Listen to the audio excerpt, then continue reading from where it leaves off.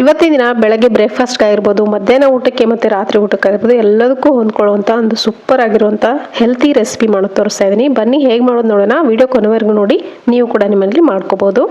ನಾನಿಲ್ಲಿ ಇದನ್ನು ಮಾಡೋಕ್ಕೆ ಒಂದು ಕಡಾಯಿ ಬಿಸಿ ಇಟ್ಕೊಂಡಿದ್ದೀನಿ. ಇದಕ್ಕೆ 1 ಸ್ಪೂನ್ ಆಗೋಷ್ಟು ಎಣ್ಣೆ ಹಾಕ್ಕೊಂಡು, ಎಣ್ಣೆ ಚೆನ್ನಾಗಿ ಕಾದಾದ್ಮೇಲೆ 1 ಟೇಬಲ್ ಸ್ಪೂನ್ ಆಗೋಷ್ಟು ಕಡಲೆಬೇಳೆ, ಉದ್ದಿನಬೇಳೆ, ಹಾಗೆ 1 ಟೀ ಸ್ಪೂನ್ ಆಗೋಷ್ಟು ಸಾಸಿವೆ ಜೀರಿಗೆ ಕೂಡ ಹಾಕ್ಕೊಳ್ತೀನಿ. ಹಾಕೊಂಡು ಚೆನ್ನಾಗಿ ಹುರ್ಕೋಬೇಕು. ಎಣ್ಣೆಯಲ್ಲಿ ಸ್ವಲ್ಪ ಕೆಂಪಾಗೋವರೆಗೂ ಫ್ರೈ ಮಾಡ್ಕೋಬೇಕು ಕಡಲೆಬೇಳೆ ಮತ್ತು ಉದ್ದಿನಬೇಳೆನ. ವಿಡಿಯೋ ಪೂರ್ತಿ ನೋಡಿ, ನೀವು ಕೂಡ ಇವತ್ತೇ ನಿಮ್ಮಲ್ಲಿ ಮಾಡ್ಕೊಳ್ಳಿ. ನಿಮಗೂ ಕೂಡ ಖಂಡಿತ ಇಷ್ಟ ಆಗುತ್ತೆ. ನಿಮ್ಮ ಬ್ರೇಕ್ಫಾಸ್ಟ್ ಲಿಸ್ಟಲ್ಲಿ ಇದನ್ನು ಕೂಡ ಸೇರಿಸ್ಕೊತೀರಾ. ಇವಾಗ ನೋಡಿ ಚೆನ್ನಾಗಿ ಕೆಂಪಾಗಿದೆ. ಇದಕ್ಕೆ 1 ಈರುಳ್ಳಿನ ಹಾಕ್ಕೊಳ್ತಾ ಇದ್ದೀನಿ, ಸಣ್ಣದಾಗಿ ಕಟ್ ಮಾಡಿಕೊಂಡು. ಹಾಗೆಯೇ ಹಸಿಮೆಣಸಿನಕಾಯಿ ಕೂಡ ಸೇರಿಸ್ಕೊತೀನಿ. ಸ್ವಲ್ಪ ಕರಿಬೇವಿನ ಸೊಪ್ಪನ್ನು ಕೂಡ ಹಾಕೊಂಡು ಇದನ್ನು ಈರುಳ್ಳಿ ಸ್ವಲ್ಪ ಟ್ರಾನ್ಸ್ಪರೆಂಟ್ ಆಗೋವರೆಗೂ ಫ್ರೈ ಮಾಡ್ಕೋಬೇಕು. ಜಾಸ್ತಿ ಏನು ಫ್ರೈ ಮಾಡೋದು ಬೇಕಾಗಿಲ್ಲ, ಜಸ್ಟ್ ಕಲರ್ ಸ್ವಲ್ಪ ಚೇಂಜ್ ಆಗಬೇಕು. ಹಸಿ ಏನಿರುತ್ತಲ್ಲ ಈರುಳ್ಳಿದು, ಅದೆಲ್ಲ ಹೋಗಿ ಸ್ವಲ್ಪ ಕಲರ್ ಚೇಂಜ್ ಆಗಬೇಕು. ಅದಾದಮೇಲೆ ನಾನಿಲ್ಲಿ ಸ್ವಲ್ಪ ಕೊತ್ತಂಬರಿ ಸೊಪ್ಪನ್ನ ಸಣ್ಣದಾಗಿ ಕಟ್ ಮಾಡಿಕೊಂಡು ಹಾಕ್ಕೊಂಡಿದ್ದೀನಿ. ಹಾಗೆ ರುಚಿಗೆ ಎಷ್ಟು ಬೇಕಷ್ಟು ನೋಡಿಕೊಂಡು ಉಪ್ಪನ್ನು ಇವಾಗಲೇ ಸೇರಿಸ್ಕೊತಾ ಇದ್ದೀನಿ. ನೋಡ್ತಿರ್ಬೋದು, ಉಪ್ಪನ್ನು ಹಾಕ್ಕೊಂಡು ಜಾಸ್ತಿ ಹೊತ್ತು ಬಾಡಿಸ್ಬಾರ್ದು, ಅಂದರೆ ಫ್ರೈ ಮಾಡಬಾರ್ದು. ತಕ್ಷಣವೇ ನಾನಿಲ್ಲಿ ಇದಕ್ಕೆ ನೀರನ್ನು ಸೇರಿಸ್ಕೊತೀನಿ. ಜಾಸ್ತಿ ಫ್ರೈ ಮಾಡಿದ್ರೆ ಪೂರ್ತಿ ಕೆಂಪು ಆಗ್ಬಿಡುತ್ತೆ ಈರುಳ್ಳಿ. ಹಾಗಾಗಿ ಜಸ್ಟ್ ಮಿಕ್ಸ್ ಮಾಡ್ಕೊಳ್ಳಿ. ಇದಕ್ಕೆ ಬೇಕಿದ್ರೆ ನೀವು ತರಕಾರಿ ಕೂಡ ಹಾಕೋಬಹುದು. ಕ್ಯಾರೆಟ್, ಬೀನ್ಸ್ ಸಣ್ಣದಾಗಿ ಕಟ್ ಮಾಡ್ಕೊಂಡು ಹಾಕೋಬಹುದು. ಇವಾಗ ನಾನಿಲ್ಲಿ ಒಂದು ಫುಲ್ ಗ್ಲಾಸ್ ಆಗೋಷ್ಟು ನೀರನ್ನು ಹಾಕೊಳ್ತಾ ಇದ್ದೀನಿ. ನಾನಿಲ್ಲಿ ಕಡಿಮೆ ಕ್ವಾಂಟಿಟಿಯಲ್ಲಿ ಮಾಡ್ಕೊಳ್ತಾ ಇದ್ದೀನಿ. ಒಂದು 2 ಆಗೋಷ್ಟು. ನೀವು ಬೇಕಿದ್ರೆ ಜಾಸ್ತಿ ಮಾಡೋದಾದ್ರೆ ಜಾಸ್ತಿ ನೀರನ್ನು ಹಾಕೋಬಹುದು. ಹಾಗೆಯೇ 1 ಸ್ಪೂನ್ ಆಗೋಷ್ಟು ರಾಗಿ ಹಿಟ್ಟನ್ನು ಕೂಡ ಹಾಕೊಂಡಿದ್ದೀನಿ. ಅದೇ ನೀರಲ್ಲೇ ಹಾಕೊಂಡು ಚೆನ್ನಾಗಿ ಮಿಕ್ಸ್ ಮಾಡ್ಕೋಬೇಕು. ಗಂಟುಗಳು ಬರಲ್ಲ. ನೀರು ಹಾಕಿದ ತಕ್ಷಣ ರಾಗಿ ಹಿಟ್ಟು ಹಾಕಿ ಕಲಸಿದ್ರೆ ಗಂಟಾಗಲ್ಲ. ನೀರು ಬಿಸಿ ಆದ್ಮೇಲೆ ಹಾಕಿದ್ರೆ ಗಂಟಾಗುತ್ತೆ. ಹಾಗಾಗಿ 1 ಸ್ಪೂನ್ ರಾಗಿ ಹಿಟ್ಟನ್ನ ನೀರಿನ ಜೊತೆಗೇ ಹಾಕೋಬೇಕು. ಹಾಕೊಂಡು ಈ ಥರ ಮಿಕ್ಸ್ ಮಾಡಿಕೊಂಡು ಇದು 1 ರಿಂದ 2 ಕುದಿ ಬರೋವರೆಗೂ ಬಿಡಬೇಕು.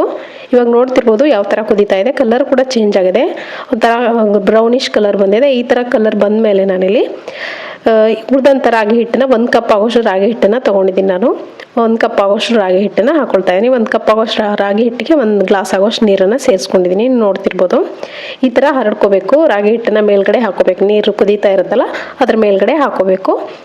ಹಾಕೊಂಡು ನೋಡಿ ಸ್ಪ್ರೆಡ್ ಮಾಡಬೇಕು. ಪೂರ್ತಿಯಾಗಿ ಸ್ಪ್ರೆಡ್ ಮಾಡಿ ಲೋ ಫ್ಲೇಮ್ ಇಟ್ಕೊಂಡು ಒಂದು 5 ರಿಂದ 8 ನಿಮಿಷ ಬಿಡಬೇಕು. ಇದನ್ನು ಹಾಗೇ ಕುದಿಯಕ್ಕೆ ಬಿಡಬೇಕು. ಹಿಟ್ಟು ಚೆನ್ನಾಗಿ ಕುದಿಬೇಕು. ಬೇಕಿದ್ರೆ ನೀವು ಮುಚ್ಚಬಹುದು, ಇಲ್ಲ ಓಪನ್ ಲಿಡ್ಡಲ್ಲೇ ಕುದಿಸ್ಬೋದು. ಈ ಥರ ನೋಡಿ ಕ್ಲೀನಾಗಿ ಕುದ್ಮೇಲೆ ಈ ಥರ ಬಾಯ್ಲ್ ಬರೋಕ್ಕೆ ಸ್ಟಾರ್ಟ್ ಆಗುತ್ತೆ. ಅಲ್ಲಿಂದ ಕೂಡ ನೀರು ರಿಲೀಸ್ ಆಗೋಕ್ಕೆ ಸ್ಟಾರ್ಟ್ ಆಗುತ್ತೆ.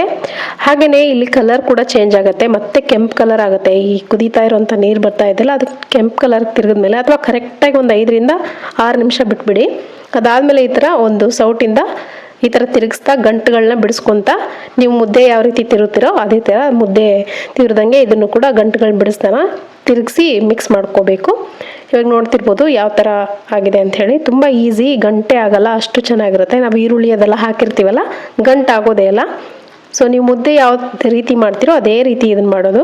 ಈ ಥರ ಮಿಕ್ಸ್ ಮಾಡಿ ಮುಚ್ಚ ಒಂದು 5 ನಿಮಿಷ ಬಿಟ್ಬಿಡ್ಬೇಕು ಲೋ ಫ್ಲೇಮಲ್ಲಿ. ಸ್ಟೀಮ್ಗೆ ತುಂಬ ಪರ್ಫೆಕ್ಟಾಗಿ ಬೇಯುತ್ತೆ. ನೋಡ್ತಿರ್ಬೋದು ಒಂದು 5 ನಿಮಿಷ ಬಿಟ್ಟಿದೆ, ಕೈಗೆ ಅಂಟ್ಕೊಳ್ತಾ ಇಲ್ಲ. ಇವಾಗ ಕರೆಕ್ಟಾಗಿ ಆಗಿದೆ. ಇವಾಗ ಇದನ್ನು ಕೆಳಗಿಳಿಸ್ಕೊಂಡು ನಮಗೆ ಯಾವ ಸೈಜಲ್ಲಿ ಬೇಕೋ ಆ ಸೈಜಲ್ಲಿ ಚಿಕ್ಕದಾಗಿ ಉಂಡೆಗಳನ್ನ ಕಟ್ಕೋಬೇಕು. ನೋಡ್ತಿರ್ಬೋದು ನಾನಿಲ್ಲಿ ಸ್ವಲ್ಪ ಕೈಗೆ ಎಣ್ಣೆ ಹಚ್ಕೊಂಡಿದ್ದೀನಿ, ಅಥವಾ ತುಪ್ಪ ಕೂಡ ಹಾಕ್ಕೊಂಡು ನೀವು ಮಾಡ್ಕೋಬೋದು. ನಾನಿಲ್ಲಿ ಚಿಕ್ಕ ಬಾಲ್ನ ಮಾಡ್ಕೊಳ್ತಾ ಇದ್ದೀನಿ, ರಾಗಿ ಬಾಲು. ಮಕ್ಕಳಿಗೆ ಈ ಥರ ಮಾಡಿಕೊಟ್ರೆ ತುಂಬ ಇಷ್ಟಪಟ್ಟು ತಿಂತಾರೆ. ಅದರಲ್ಲೂ ಈ ಥರ ತರಕಾರಿ ಎಲ್ಲ ಇದಕ್ಕೆ ಸೇರಿಸಿ ಹಾಕಿ ಮಾಡಿಕೊಟ್ರಂತೂ ಇನ್ನೂ ಹೆಲ್ದಿಯಾಗಿರುತ್ತೆ, ತುಂಬ ಚೆನ್ನಾಗಿರುತ್ತೆ ಟೇಸ್ಟ್ ಅಂತೂ. ಈ ಥರ ಚಿಕ್ಕ ಉಂಡೆಗಳನ್ನಾಗಿ ಮಾಡ್ಕೊಂಡಿದ್ದೀನಿ. ನೋಡ್ತಿರ್ಬೋದು ನಾನಿಲ್ಲಿ ಶೇಂಗಾ ಚಟ್ನಿ ಜೊತೆಗೆ ಇದನ್ನು ಸರ್ವ್ ಮಾಡ್ಕೊಳ್ತಾ ಇದ್ದೀನಿ. ತುಂಬ ಟೇಸ್ಟಿಯಾಗಿತ್ತು. ಖಂಡಿತ ನೀವು ಕೂಡ ಇದನ್ನು ನೋಡಾದ್ಮೇಲೆ ಮಾಡ್ಕೊಂಡು ನೋಡಿ ಹೇಗಿತ್ತು ಅಂತ ಕಾಮೆಂಟ್ ಮುಖಾಂತರ ನೀವೇ ಬರ್ತಿರ್ತೀರಾ, ಅಷ್ಟು ರುಚಿಯಾಗಿರುತ್ತೆ. ಸೊ ಇವತ್ತಿನ ಈ ರೆಸಿಪಿ ನಿಮಗೆ ಖಂಡಿತ ಇಷ್ಟ ಆಗಿದೆ ಅಂದ್ಕೊಳ್ತೀನಿ. ಯಾರ್ಯಾರು ಇದನ್ನು ಮಾಡ್ತಿದ್ರ ಮನೆಯಲ್ಲಿ ಅನ್ನೋದನ್ನ ಕಮೆಂಟ್ ಮುಖಾಂತರ ಇವಾಗಲೇ ಬರ್ತಿಳಿಸಿ, ನನಗೂ ಕೂಡ ಖುಷಿ ಆಗುತ್ತೆ. ಹಾಗೆ ಎಲ್ಲಿಂದ ವಿಡಿಯೋಸ್ ನೋಡ್ತಿದ್ದೀರಾ ಅನ್ನೋದನ್ನು ಕೂಡ ಬರ್ತಿಳಿಸಿದ್ರೆ ನಮಗೂ ಕೂಡ ಒಂದು ಮೋಟಿವೇಶನ್ ಸಿಕ್ಕಂಗಾಗುತ್ತೆ. ಸೊ ಇವತ್ತಿನ ಈ ರೆಸಿಪಿ ಇಷ್ಟ ಆಗಿದ್ರೆ ಲೈಕ್ ಮಾಡಿ. ಮತ್ತೆ ಸಿಗ್ತೀನಿ ಮತ್ತೊಂದು ರೆಸಿಪಿಯೊಂದಿಗೆ. Thank you.